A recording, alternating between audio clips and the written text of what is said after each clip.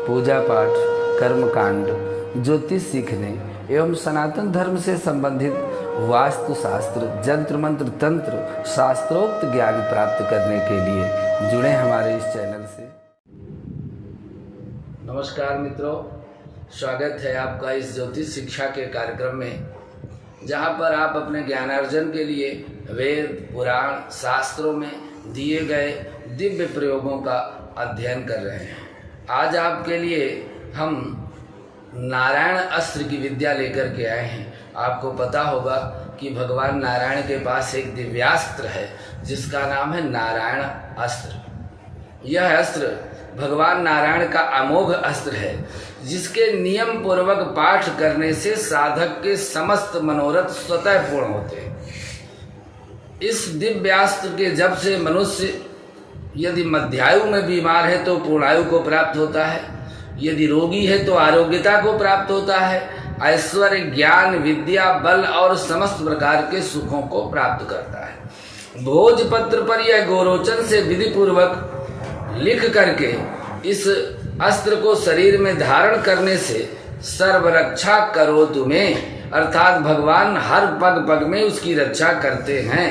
ऐसा करने से ब्रह्म राक्षस, बेताल राक्षस, यक्ष, महाबली जो देवता हैं एवं अष्ट योनि के जो देवता हैं, जो प्रेत योनि के देवता हैं, सर्वत्र इस महाअस्त्र के उच्चारण से स्तंभित हो जाते हैं, वहीं रुक जाते हैं जहां से आए हैं।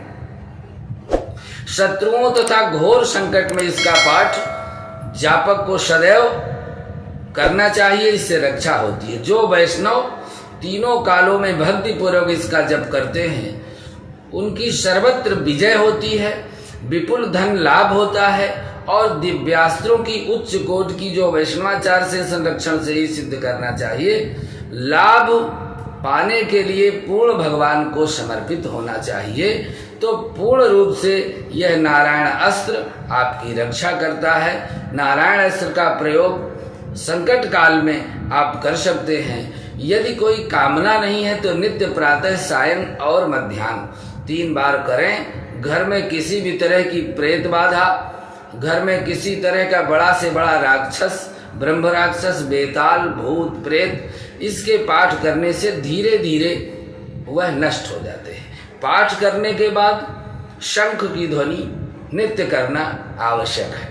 यदि आप इसका पाठ करके प्रातः शंख बजा देते हैं 3 बार अपने घर में, और जंगल में हैं तो जहाँ भी हैं तो जहाँ तक शंख की ध्वनि जाएगी वहाँ तक किसी भी तरह का भूत प्रेत आदि का भय नहीं रहेगा।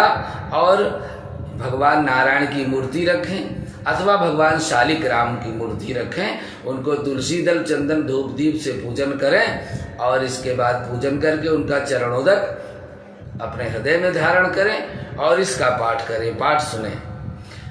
हरि ओम नमो भगवते नारायणाय, नमो नारायणाय विश्वमूर्तये नमः।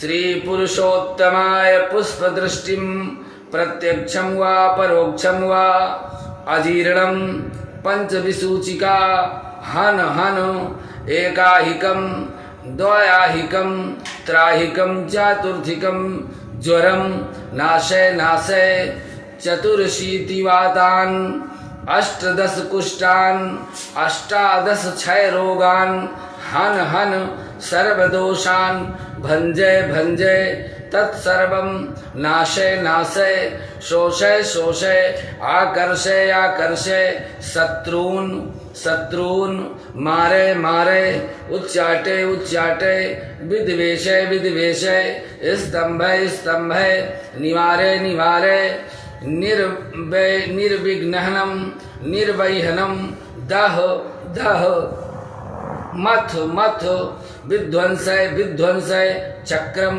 गृहीत्वा शीघ्रमागच्छ गच्छ चक्रेण हत्वा परविद्यां छेदय छेदय भेदय भेदय चतुर्शीतानि विस्फोटय विस्फोटय आर्सवात शूल दृष्टि सर्प सिंह व्याघ्र दुपद चतुष्पद बाहि बाहिंदिवि भुवंतरिक्षे अन्येपि केचित् तान द्वेषा करस्वान हन हन विद्युन में घनी नदी पर्वता टवी सर्व स्थान रात्रि दिन चौरान वसम कुरु कुरु हरि ओम नमो भगवते ह्रीं हूं फट स्वाहा ठह ठंग ठंग ठह नमः।